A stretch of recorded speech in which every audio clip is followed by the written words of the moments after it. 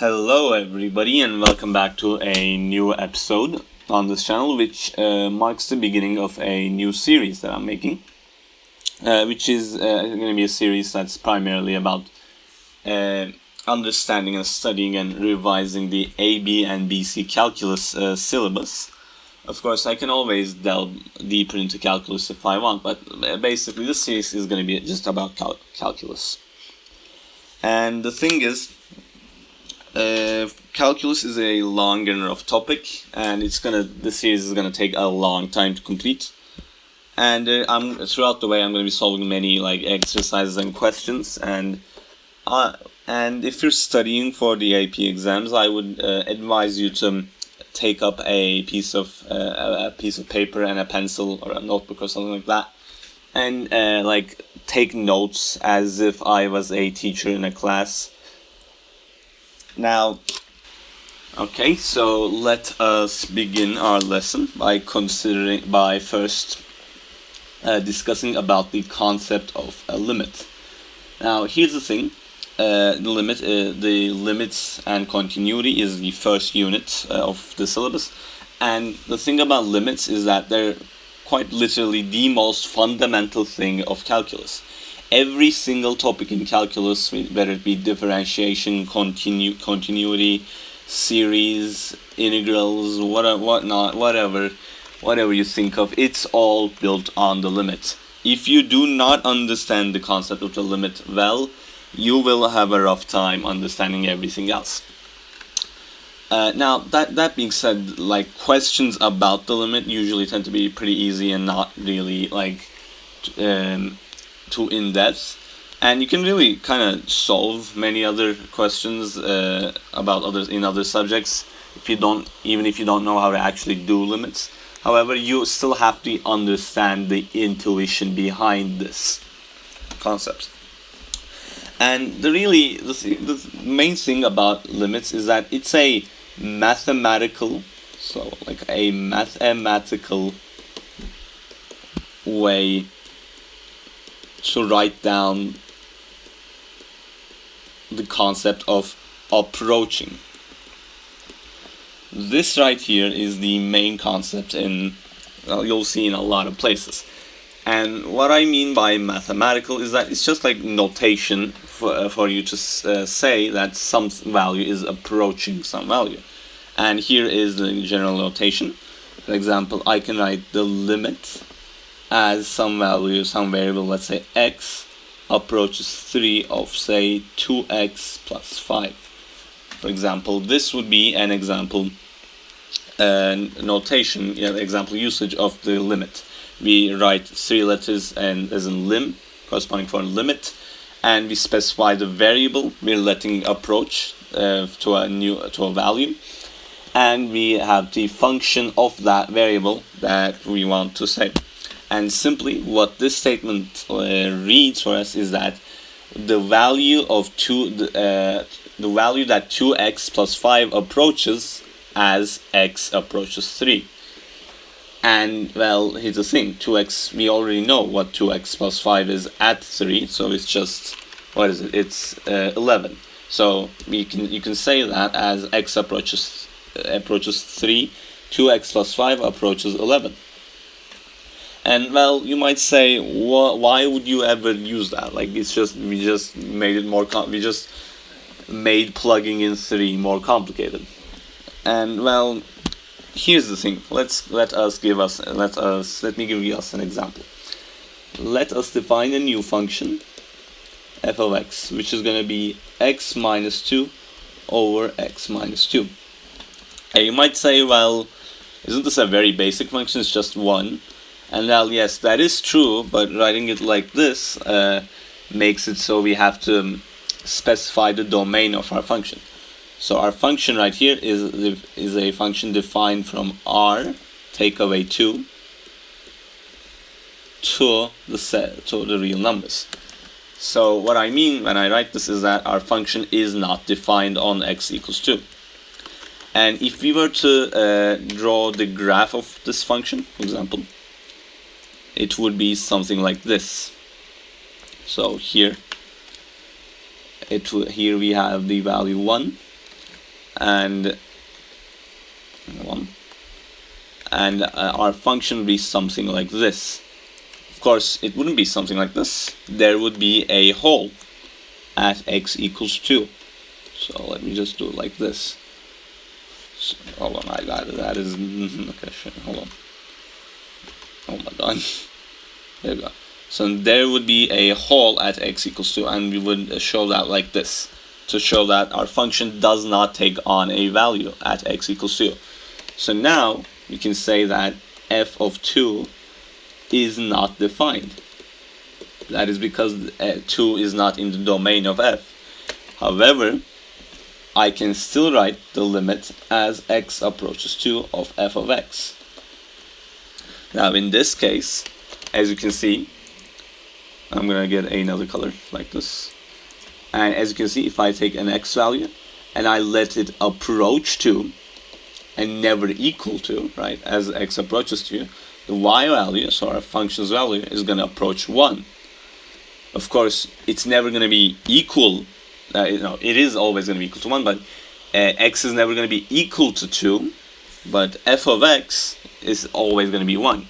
No matter how close you get to 2, for example, I can get as close as 2.001, I can get as close as 2.00001, whatever, right? I can get as close as I want to 2, and our function will still be 1. Which is why, as x approaches 2, f of x will approach 1. And as you can see, now there's a clear difference between just between the limit and just plugging in. This right here is such an important concept that in what you'll see, and the concept of continuity. Of course, we'll talk more in more depth about this later on.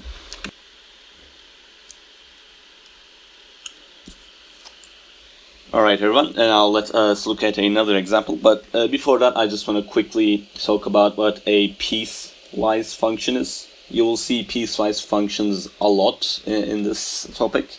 So, for example, I can define the piecewise function f of x like this. We use these like curly parentheses, like big curly parentheses. And basically, what a piecewise function is a function defined differently based on the domain of its input.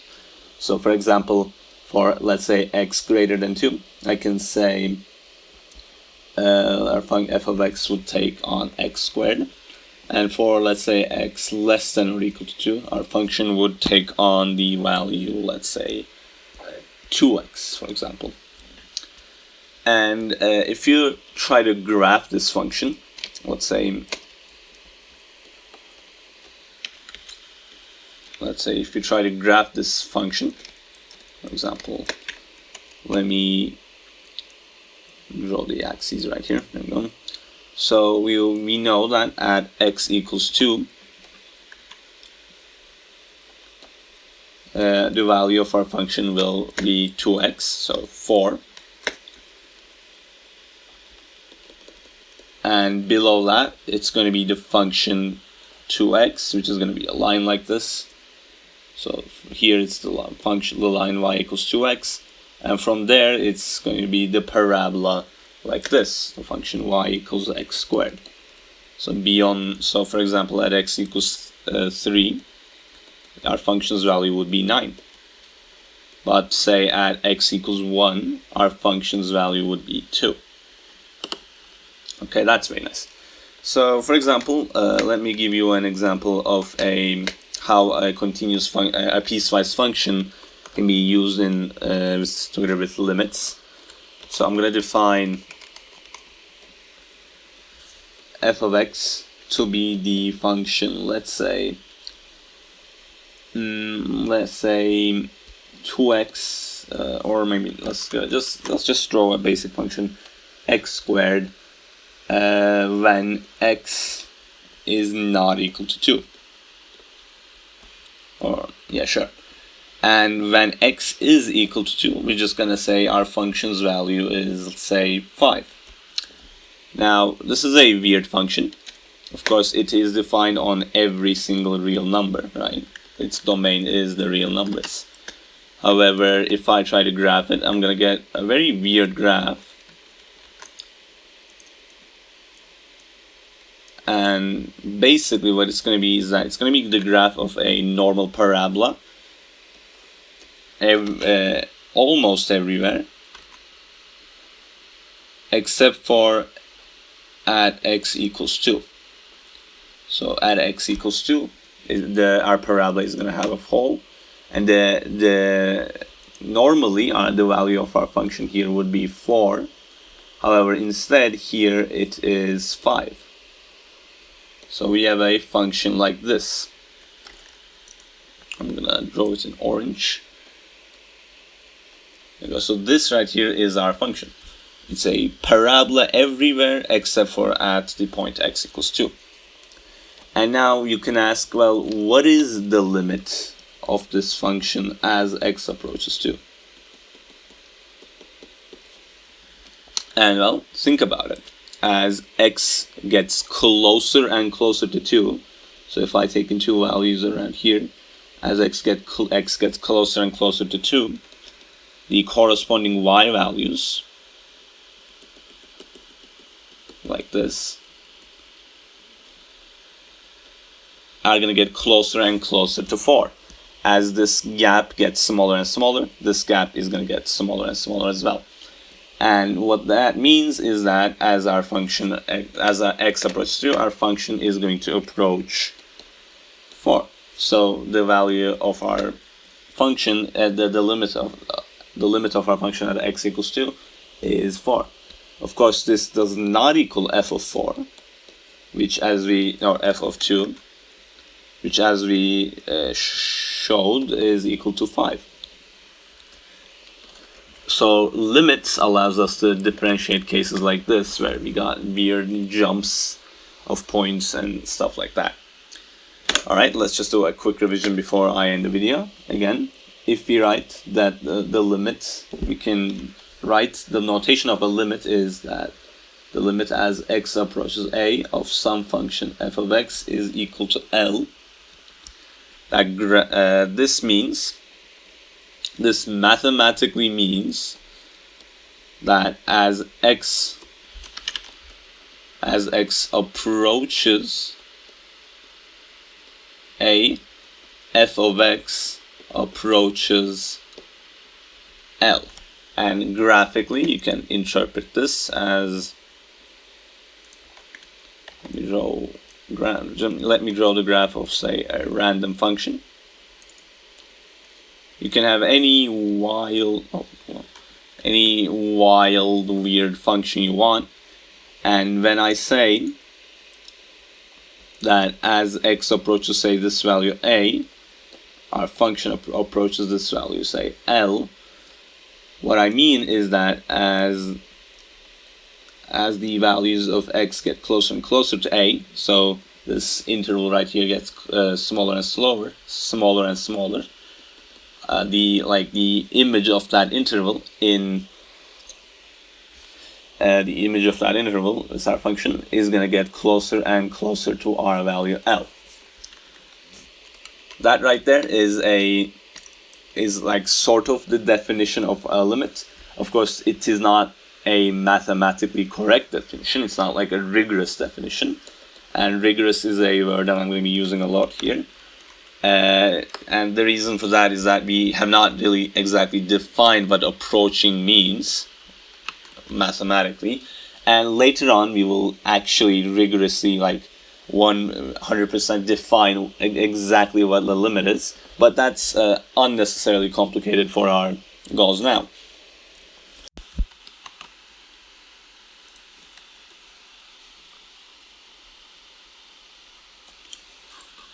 Okay, everyone, before I end the video, let us talk about the cases where a limit,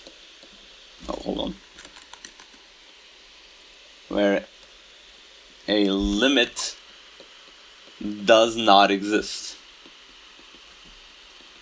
Now, with our definition of the limit being, as the input approaches some variable and what the output approaches depending on that, can actually have some problems. For example, let us consider a function like this that I'm going to draw. Hold on. like say something like this, and I'm gonna say that this point right here, I'm gonna let this point be say 5, and this is gonna be our function, the graph of our function y equals f of x. And here I am asking you what is the limit as x approaches 5 of f of x. And I'm gonna have this value be say something like -1. I'm gonna have this value be say 2. Now here's the thing. As our x value approaches 5 from both sides like this, so in this interval, as you guys can see, if we approach x from this side, from the left, then, well, our function is going to get closer and closer to the -1. But, so that means our limit is -1, right? Well, if x approaches from the right now instead, then our limit is going to be equal to 2. So this causes a problem because obviously -1 doesn't equal 2. And in this case, we just say that the limit, instead of being equal to any of these values, simply does not exist. And we usually shorthand this to say d and e. So when I say that this limit d and e, well, it means it does not exist. And this means that for a function, if the limit, if the value of our function as x approaches from the left does not equal the limit of our function as it approaches from the right, then we can say that the limit does not exist. Now, in fact, we have a special notation for this kind of situation. When we say, if you want to specify the case where x is approaching from the left, we can denote it like this. So if we say the limit as x approaches 5 minus f of x like this, what this means, this notation right here, if we put like a superscript minus, this means that x is approaching 5 from the left. And you can think of it as this side being the minus side and this side being the plus side. So when I choose the minus side, x is approaching 5 from the right, from the left. And this is well defined, in fact. I can easily say that this is equal to -1. And I can say that the limit as x approaches 5 from the right, so I'm going to have a plus sign of f of x, is equal to 2. And both of these are well defined limits, but the limit as x approaches 5 in general does not exist. So we can write these in a small little statement. We say that the limit, if the limit as x approaches some a from the right of f of x does not equal the limit as x approaches a from the right of f of x, then the limit as x approaches a of f of x does not exist, d and e. If they are equal, if both the right and the left limits are equal, then the general limit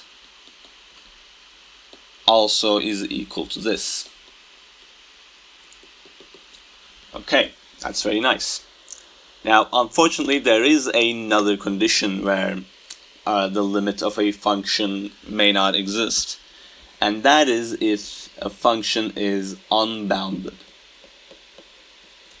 Let me decrease that font.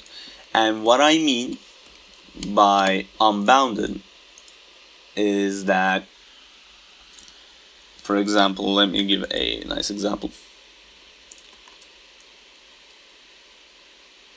So, for example,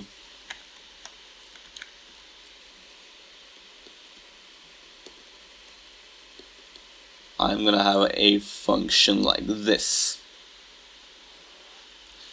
And as you can see, this function, as x values approach, as the values of x here approach 2,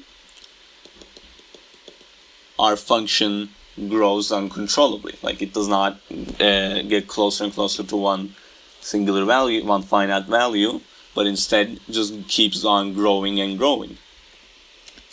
And here you would say that the limit as x approaches 2 of f of x also does not exist, simply because it is unbounded. Now here's the thing, we can see that as x approaches 2, our function approaches positive infinity. And we can also write that too. So the limit as x approaches 2 of f of x is also equal to positive infinity. However, do note that this does not mean the limit exists here. This is just a way of showing that x approaches positive, f of x approaches positive infinity. However, this still means that f is unbounded at 2, and the limit does not exist. Now, in this case, we call this line that we call this line through this singularity point, this point that their function doesn't exist at. We call this a vertical asymptote of our function. And you might say that, well, can't this exist? Can't this happen with a negative infinity as well? And in fact, it absolutely can. For example, let me continue on the graph of my function here. For example, let me have at x equals, say, -5. Let our function be something like this. So as you can see, as x approaches -5, our function grows uncontrollably to negative infinity. So here, I would say that the limit as x approaches -5 of f of x is equal to negative infinity, but it also doesn't exist. Does not exist. Now, here's the thing. It's not in this case, but let me draw a new function.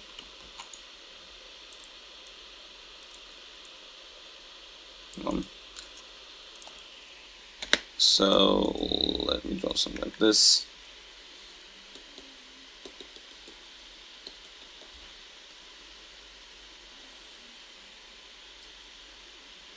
So I can draw something like this, and I'm going to call this the function f of x again. And as you can see, the limit as x approaches 2 of f of x does not exist. And in fact, it does not exist for multiple reasons. First of all, there is an asymptote, there is a vertical asymptote. So our function is unbounded at that point, so of course it doesn't exist. But here, I cannot say that the limit as x approaches 2 of f of x is equal to infinity or negative infinity. This is wrong. And here's the thing. This is because, well, as x approaches 2 from the left, the limit is positive infinity. And as x approaches 2 from the right, the limit is negative infinity. So since both of these values are not equal, I can't just assign a value to this limit. So I cannot equate this to a symbol. However, I can easily do this in the case for a limit from the left to right, this, and this limit also does not exist, but I can say that it is equal to infinity. because it is, as you can see, as x approaches 2, our function grows to infinity. And the limit as x approaches 2 on the right of f of x also does not exist, but is equal to negative infinity. And here you can think of this infinity and negative infinity as just like a symbol. It's not a number. It's not like a concrete finite number. Instead, it's just a symbol to show that the limit grows unbounded and hence does not exist. Alright, so we're going to be going over a lot more about limits in later episodes, but this episode just was an introduction to the main concept of a limit. Thank you for listening, and don't forget to like and subscribe as well.